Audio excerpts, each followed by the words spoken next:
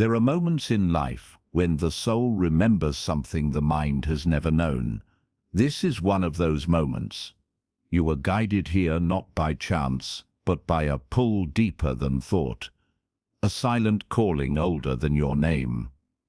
It comes not from this world but from the space behind it, the space Hermes Trismegistus once walked, and still walks in the realm beyond time. He speaks, not with breath but with presence. He writes, not on paper, but into the marrow of those who are ready. And if your heart is stirring now, if your skin remembers something it cannot explain, then you are one of the few, not merely to listen, but to receive. For what you are about to hear is not information, it is initiation. The voice of Hermes echoes again through you. Comment, I am ready to remember, if you're ready to embrace this truth.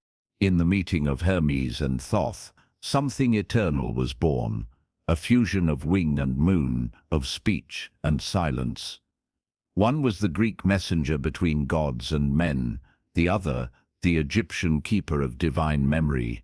Together, they became Hermes Trismegistus, the thrice great, not a man, not a myth, but a pattern, an archetype of the awakened soul.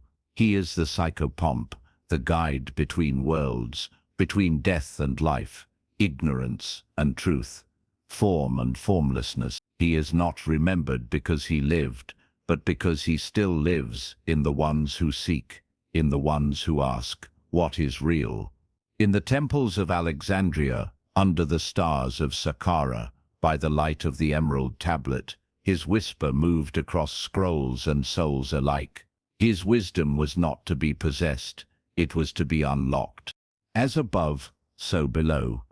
A phrase so simple it could be missed, but it is the seed of everything. It tells us the cosmos is not separate from us, it is reflected within us.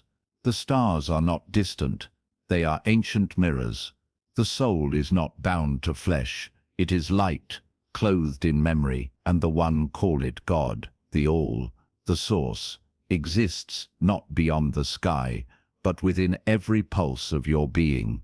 This is the first Hermetic truth. The divine is not elsewhere, it is everywhere, and that includes you. Your body is the temple, your breath is the offering, and your consciousness is the priesthood that was never meant to forget.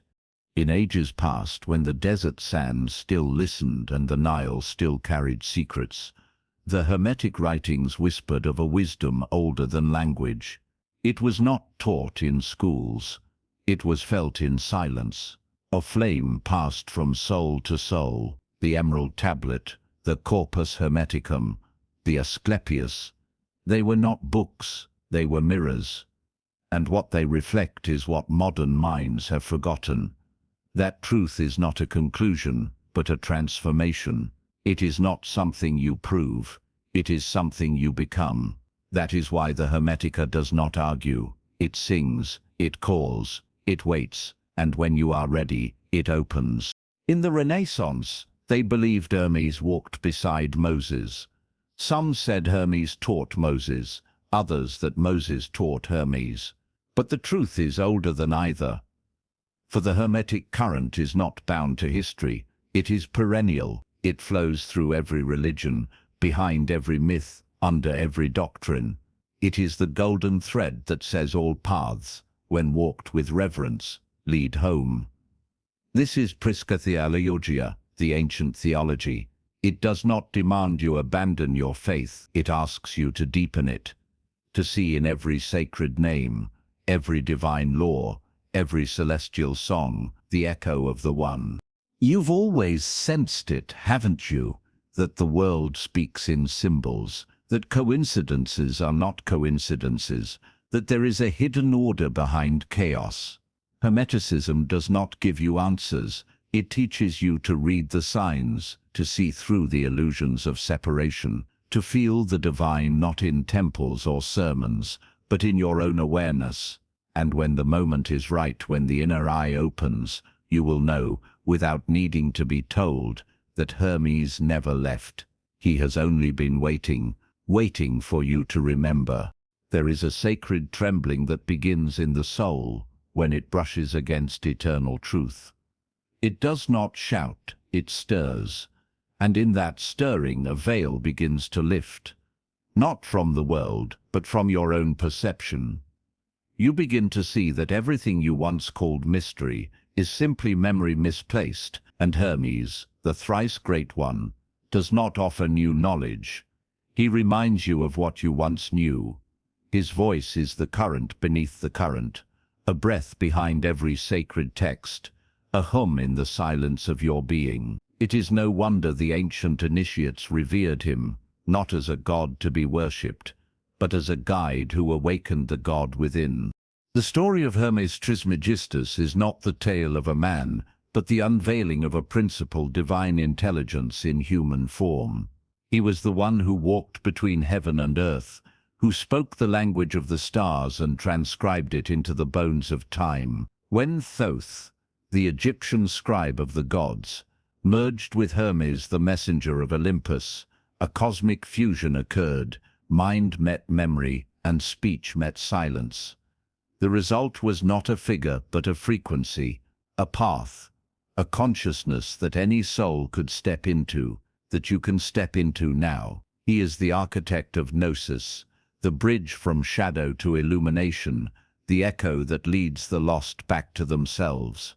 In the time of Alexandria, where Egyptian mysticism danced with Greek philosophy and Jewish mysticism glimmered beside Babylonian lore, Hermeticism rose like a lotus from the mud, not bound to one tradition, but drawing from the deep well of all traditions. It did not divide, it unified, and in that fusion, it gave birth to the sacred idea that all wisdom, when traced far enough, leads to the same source. This was the perennial wisdom, Psyche Theologia, the belief that long before scripture was written or temples were built, God had already whispered the truth into the soul of humanity, and those who dared to listen became the keepers of light. But as empires fell and churches rose, this wisdom was buried, not lost, but hidden in plain sight.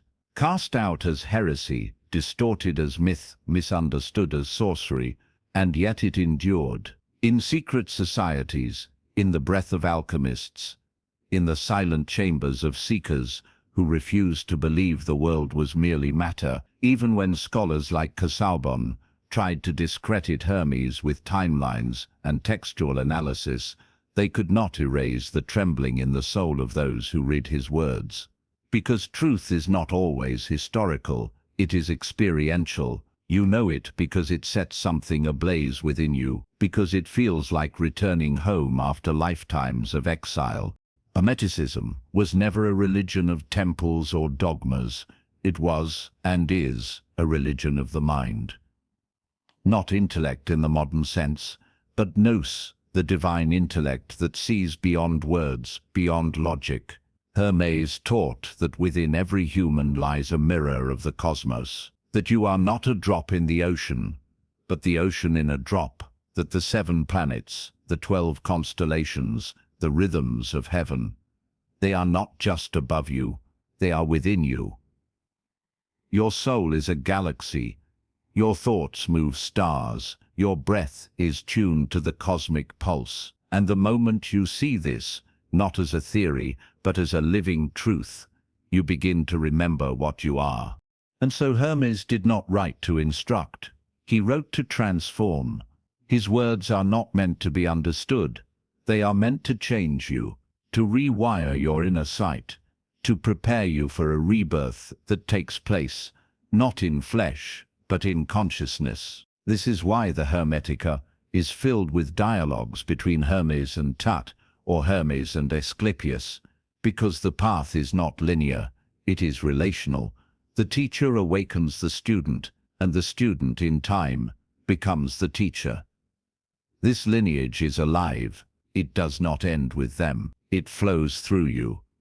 The question is, will you follow the current, or will you fall back asleep? Close your eyes, and listen not with your ears, but with the space behind your heart. There is a place within you, wordless, timeless, where the voice of Hermes still speaks.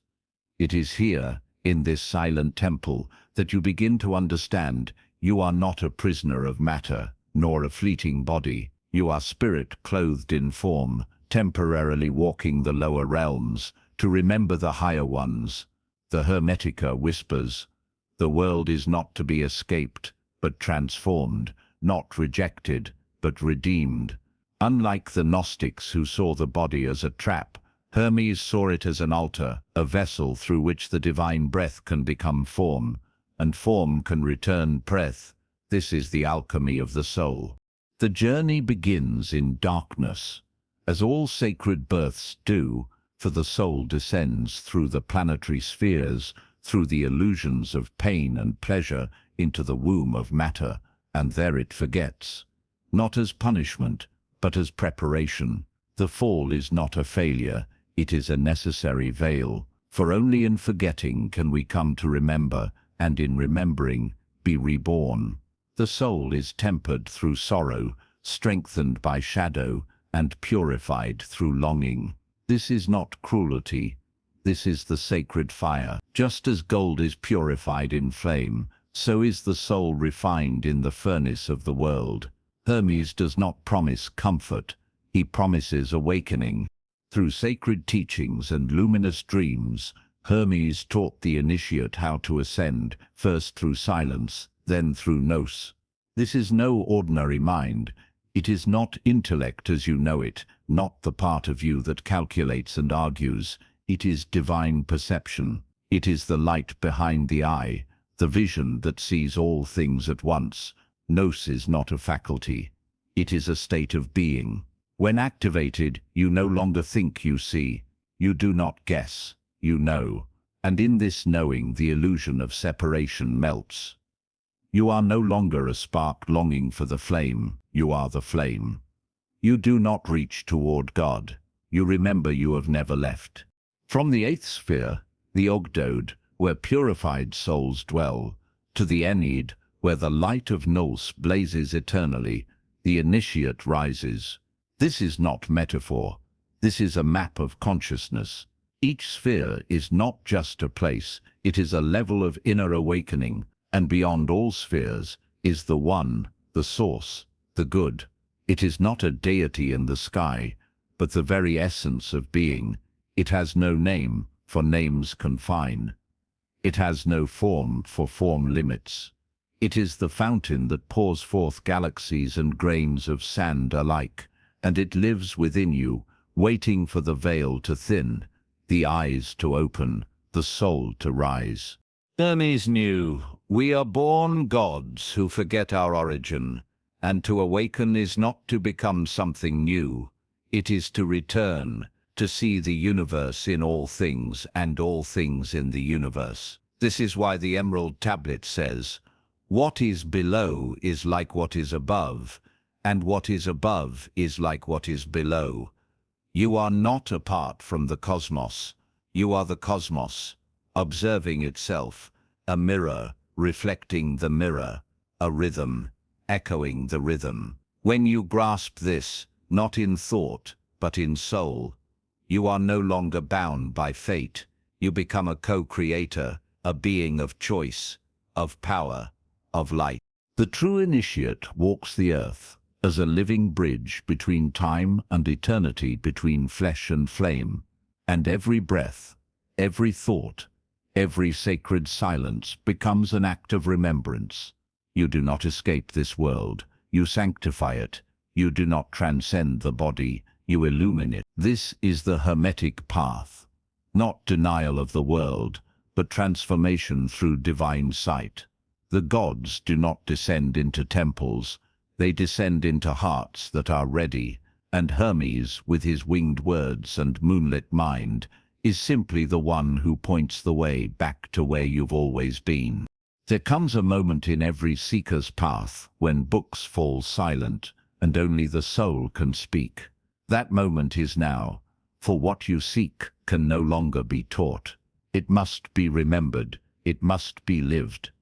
Hermes knew that the highest truths cannot be explained, They can only be embodied, and so he whispered them in parables, clothed them in symbols, and wrapped them in riddles, not to confuse, but to protect, to ensure that only those who had passed through the fires of inner purification could hear the truth behind the words. If you are still listening, it is because your soul has already begun to burn away the false.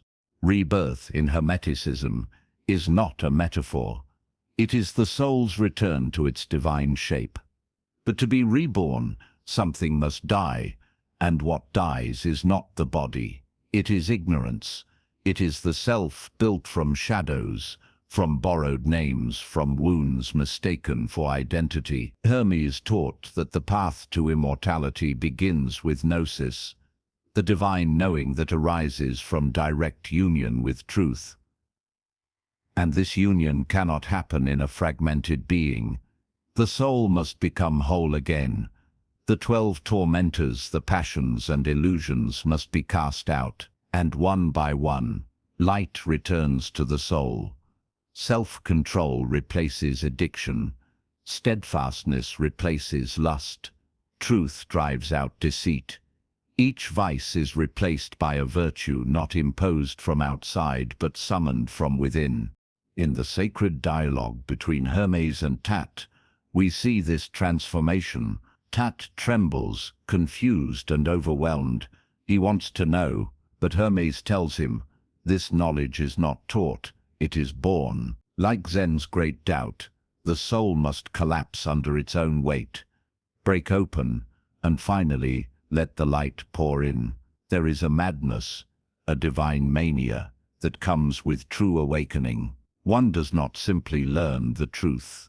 One is undone by it, and in that undoing, one is made whole. Thoth, in his ecstasy, no longer sees with eyes, but with spirit. He is in all things, before and beyond time. This is not poetry. This is the experience of Nous fully awakened. But Thoth's rebirth is only the beginning.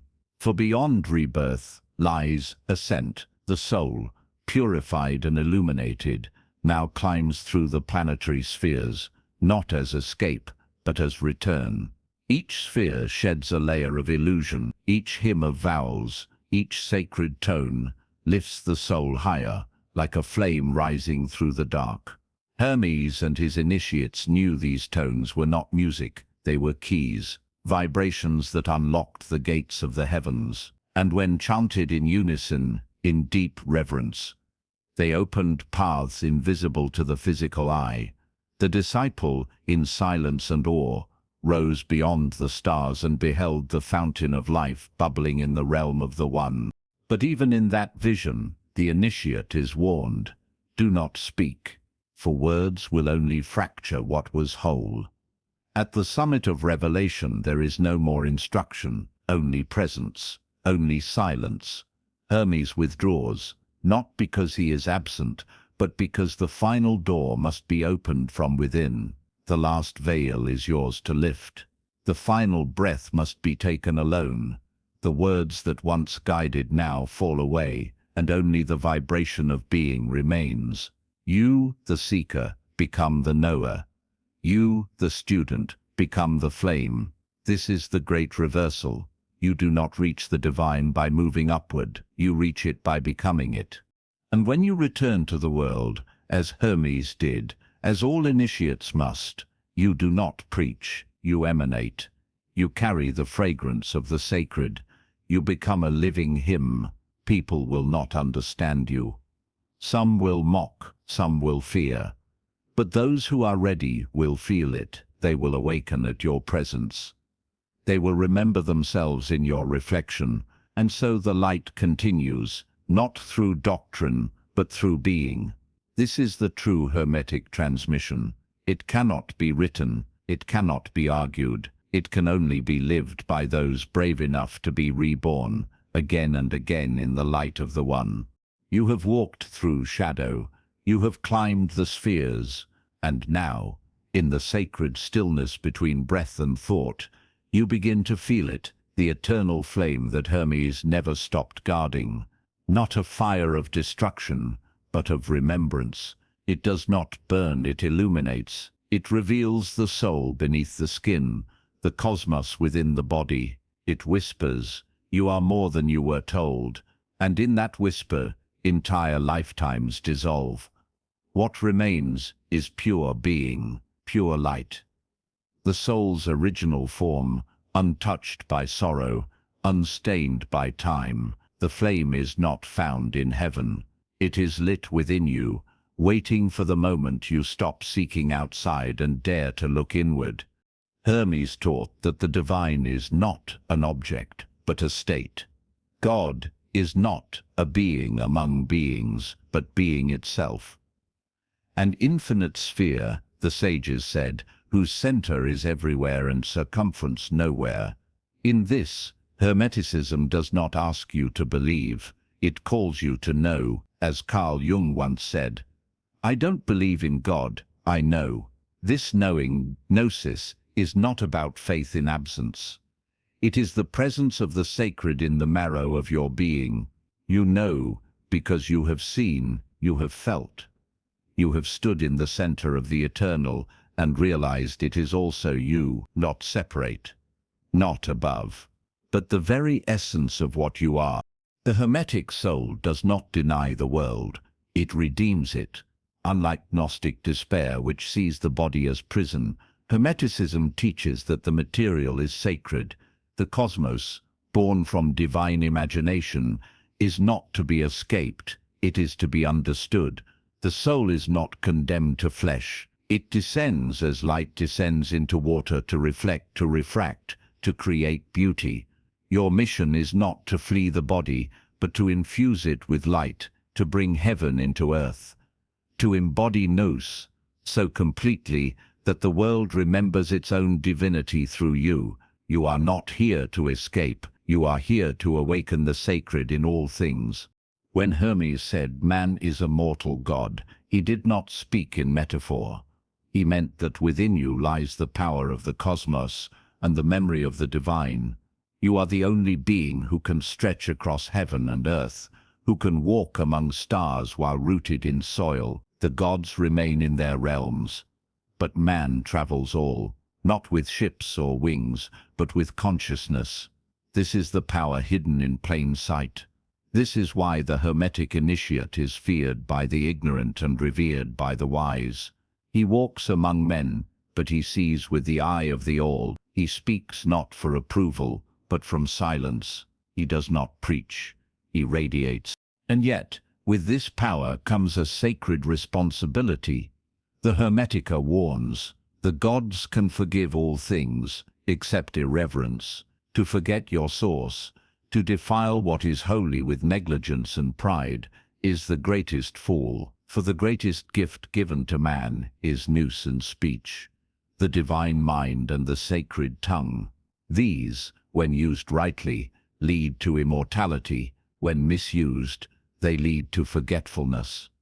And this is the true death, not of the body, but of the soul that no longer remembers its light. This is the tragedy of modern man, surrounded by wisdom, but deaf to its song, lost, not because the path is hidden, but because he refuses to walk it. But you, listener, are not like the rest. You would not be here if you were. The light within you still stirs. The words of Hermes still ignite your core. You have felt the sacred ache, you have remembered, even if only for a moment, who you truly are. And now, the world cannot blind you again. You have tasted truth. You have been touched by Nous. The only path now is forward, deeper, higher, inward. You are no longer a seeker. You are a bearer of the flame. And as Hermes once did, it is now your turn to carry the light. Not for fame, not for proof, but because the world needs those who remember. Can you hear it now? Beneath the sound of your thoughts, beneath the hum of the world, there is a music, unstruck, unending. The ancients called it the harmony of the spheres, a celestial hymn that vibrates through all creation, from the motion of the stars to the beat of your heart. Hermes knew this music. He listened not with ears, but with Nous. And when he heard it, he understood. The cosmos is not a machine. It is a being, alive, intelligent, holy. Its rhythm is the law behind all laws, the order behind what seems chaotic. And when you are in harmony with it, your life stops being struggle and becomes symphony. This is why Hermetic initiation always begins with purification. Not to please a god, but to retune the soul. The passions, the fears, the false identities, they are dissonance, static. And the sacred tones, the vows chanted in ritual, the hymns whispered in silence, they are not decoration, they are medicine. They realign your being with the greater song. In the discourse on the Ogdoad and Ennead, the initiate chants sacred sounds, rising through the planetary spheres beyond space and time until they touch the source. The vowels are not mere letters, they are frequencies, each one a key, each one a breath of creation. You do not sing them, you become them. But at the final threshold, when the disciple stands on the edge of the one, even sound dissolves. Words become chains. Silence becomes the only bridge. Hermes stops speaking, not out of absence, but reverence. The initiate must go alone. There, in the radiant darkness beyond knowing, the final hymn is sung, not with lips, but with being. It is a silent song, heard only by God. This is the sacred paradox of Hermeticism. Language carries you up the mountain, but only silence reveals the peak, and in that silence the soul beholds its own face, and sees the face of the all. Thoth, the scribe of the gods, invented writing to preserve memory, but he also warned, writing is a pharmacon, a medicine and a poison. It can transmit wisdom or make us forget direct experience. The Hermetica are sacred, not because they teach doctrine, but because they are encoded fire. They ignite the soul. They are not to be worshipped, but used as keys to awaken what already sleeps within you. Hermes taught Asclepius and Tech not to cling to words, but to enter the silence behind them.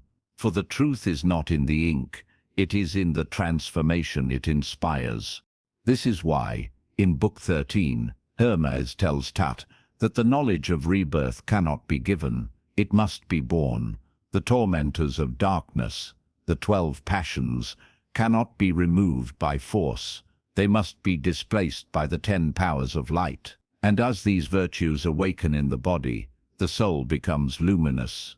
Thoth, overwhelmed, cries out, "I am in heaven and earth. I see the all and I see myself in Nous." This is the birth of the divine human, not a myth, but a possibility. The initiate becomes Aeon, the eternal one, present in all places, transcending past and future.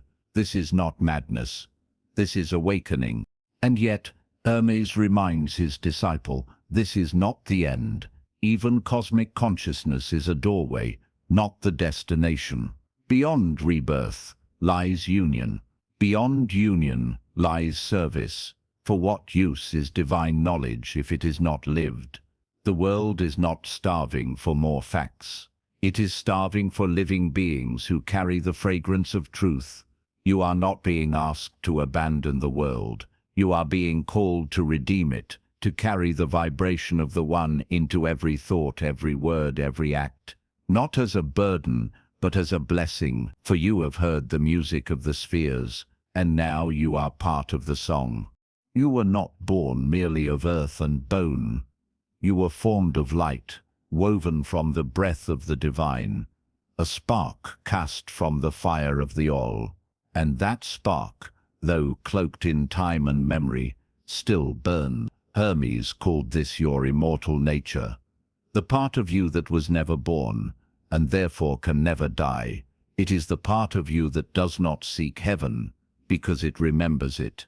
The part that does not fear death, because it knows death is only a door. The Hermetic texts call this spark the seed of God within man, and when you awaken to it, your life begins to shine, not with borrowed light, but with the original flame. In the ancient wisdom it is said that the soul descends from the Ogdoad, the eighth sphere, beyond the cosmos, through the planetary gates, and with each descent it gathers shadows, pleasure, pain, anger, desire, forgetfulness. These are not punishments, they are veils, and each veil conceals a virtue waiting to be reclaimed. This is the purpose of the soul's journey through the body, not to be stained by matter, but to purify it with light. You are the bridge between the worlds, the breath of heaven entering the bones of earth. And when you yearn this, the passions that once ruled you fall away like dust. The Hermetica reveals that man, though mortal in form, is divine in essence.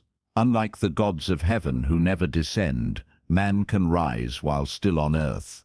The awakened soul is called immortal God, not because of pride, but because of proximity to the source. The one who has activated Nous sees not just the stars, but the laws behind them, not just the body, but the divine architecture within it. Such a one no longer lives in illusion. They see the image of God in all things, and the all reflected within themselves. This is Gnosis, not knowledge of things, but the direct experience of being one with them. And yet, even now, there are voices that would keep you asleep. Voices of noise, distraction, and artificial light. They say there is nothing sacred, that the soul is a myth, that the stars do not speak. But Hermes says otherwise. Hermes says, know thyself, and you shall know the gods. The soul that knows itself cannot be controlled, cannot be bought, cannot be broken. It walks quietly, radiantly, with the fire of heaven in its gaze. This is why Hermeticism was driven underground, not because it was false, but because it liberates, and in a world addicted to illusion, truth is always feared. When you walk the Hermetic path, you are not escaping the world, you are transfiguring it. You do not abandon your body, you anoint it as sacred ground. Every emotion becomes a teacher, every thought a tool, every breath a sacrament.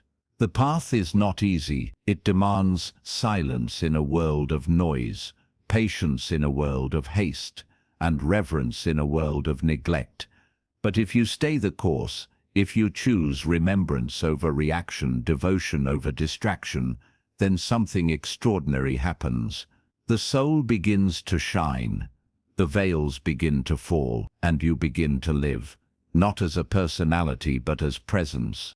And when the final light breaks, when the last tormentor has fled, the soul ascends, through Nous, through the sacred tones, through the inner ladder of spheres. It returns to the Ogdoad, to the realm of purified light.